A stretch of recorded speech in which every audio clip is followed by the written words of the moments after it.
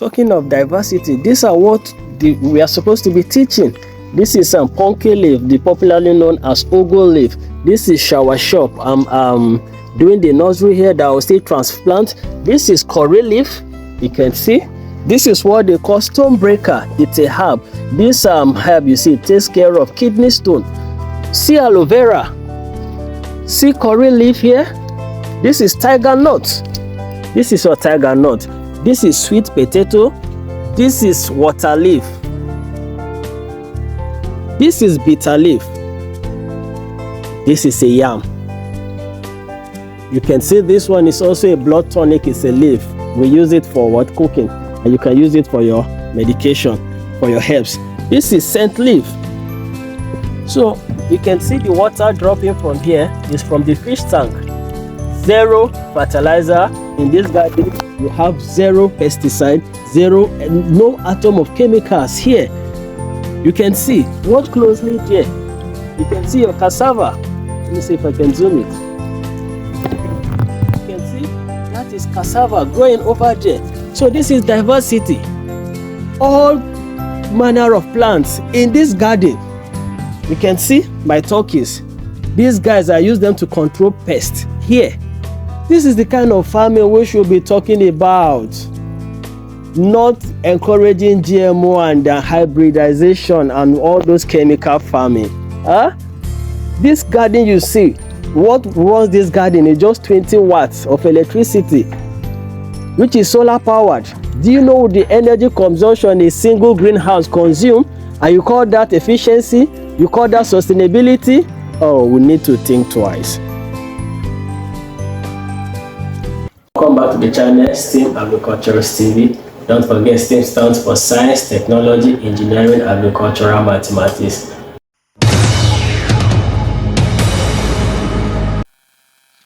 Hi guys, I want to talk more or throw more light or emphasis on GMO seeds, synthetic hybrid seeds.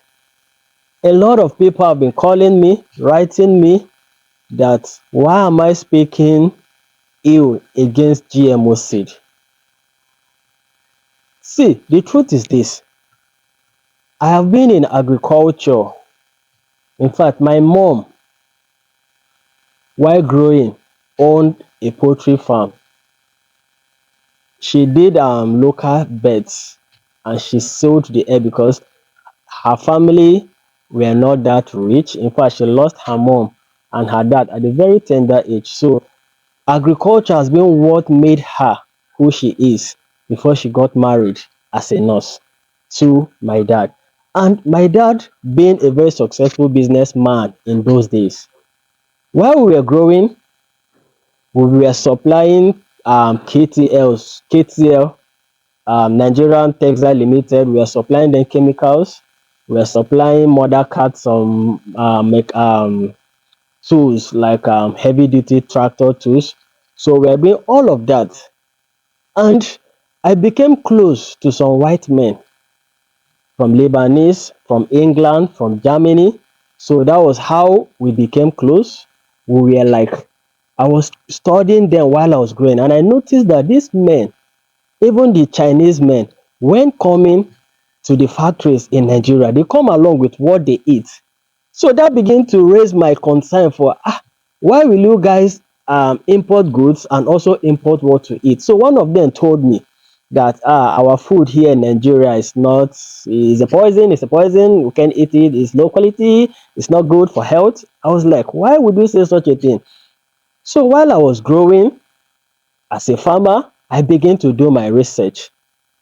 And I found out that even our catfish, our African catfish, you cannot export our African catfish to Europe or any part of the world. Those people that take our catfish out of Nigeria, ask them, is hand carry. You just package a little quantity of them, maybe dried, or you just take it. It's hand carry. You cannot, like a trailer load container of catfish outside Nigeria. They don't buy it there. So when I begin to research, they begin to tell us things like our catfish are not rightfully raised. They contain lead and iron. That no matter how you try to treat the water, because I too am a water expert, I'm into water treatment. So I begin to ask questions, questions and questions. So I realized that this time we are presently, it's another type of slavery. These folks just remove the chains from our hands and chain the heart, our minds, our head, our brain.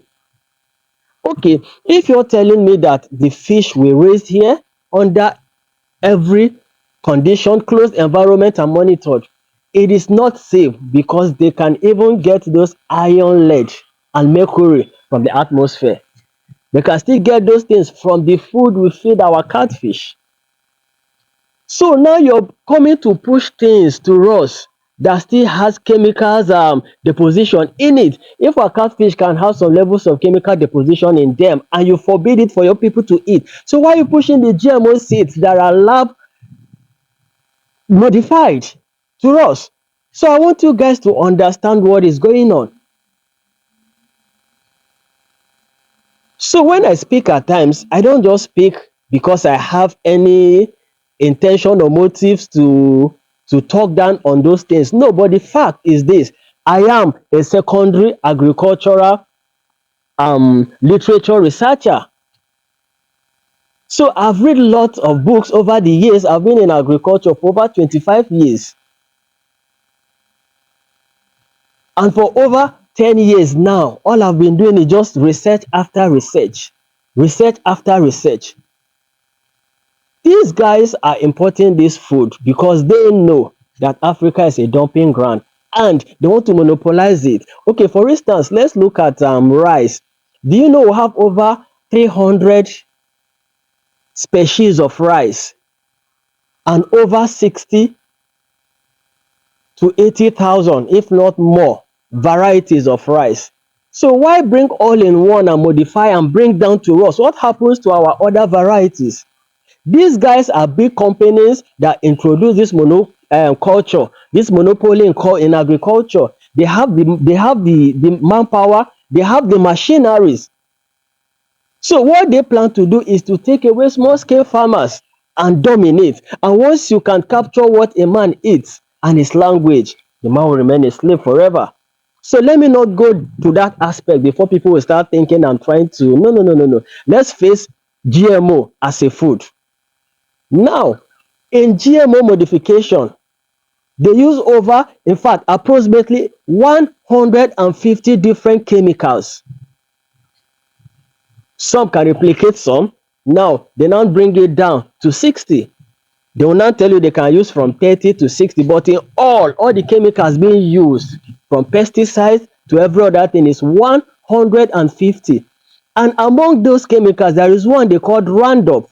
That Roundup has been causing issues both in US. It is being owned by Monsanto's, Miguel and other big companies. These guys, they just try to hide a lot of things. But it's high time we Africa understand and stand our ground and know that GMO is a poison. Anybody promoting GMO to you has economic gain. Check that person. That person is doing 100% chemical farming. They give you the seed, they give you the pesticide, they give you the fertilizer. Now, okay, let's see GMO on the other side. Let's compare GMO to pharmaceutical drugs. Can you take paracetamol morning, afternoon, night for 10 years without stopping it? Even your commonest antibiotics that treat typhoid, I don't want to call any name before anybody will, no, no, no. Just know your commonest antibiotics that treat typhoid. After you treat typhoid, it takes your body 14 days to flush out. From the day, if you stop taking antibiotics today, it takes your body 14 days to be able to flush out the antibiotics in your body system. So what happens when you consume antibiotics for the rest of your, or maybe you consume that same antibiotics for 10 or 15 years? So these are the areas we begin to raise concern. For instance, let me explain what is chemical deposition. If this let me not call this leaf. Okay, for the sake of this video animation. If this leaf is a loaf of bread and you're bringing let's say an alcohol, 40% alcohol, and you're soaking this leaf in that alcohol. When you remove this leaf and allow this leaf to dry, no matter how this leaf dry, if this leaf is a loaf of bread, for instance, and you're soaking it into a bottle of 45% ethanol, when you remove this leaf, no matter how this leaf gets dried, there must be a level of alcohol in this leaf. No matter how long it takes this bread as a leaf or this leaf as a bread to dry, there must be a level of alcohol in it. So when you keep consuming this loaf of bread for 10 years, when you go to the lab, you begin to have the same effect as those taking alcohol. So that is a kind of example to show you how this chemical deposition works in your body. Ask yourself, these guys bringing this industrial farming, why can't they teach us sustainability in agriculture, like IMTA, integrated multi-tropics agriculture, where you can use one produce to get the other? Now they now modify the seed and tell you this is drought resistant. Let me tell you the truth. If you're buying drought resistant for a region that has no rainfall, what happens when there's excessive rain? They'll tell you no, that can. The truth is that you can ask your Google, when you're buying a drought resistant seed and you're planting that seed and it gives you 90% yield when there is no rain. When there is a lot of rainfall, that seed can only give you 10 to 30% of yield, no matter how you manage it.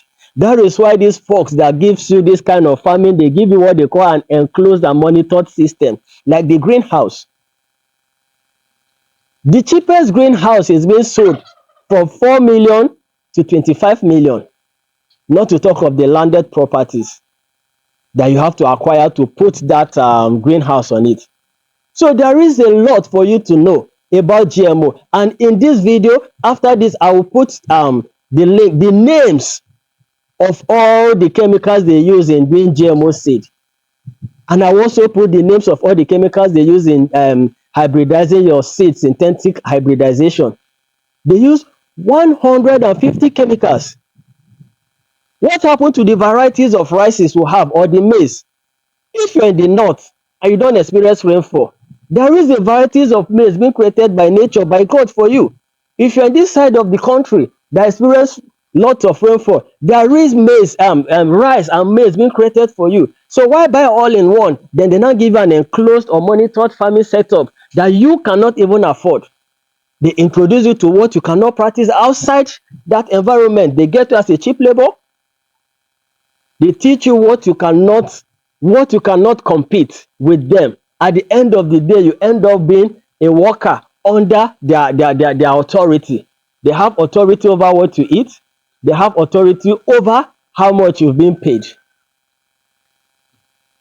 So there is a lot we need to understand about GMO. It's a total poison for me.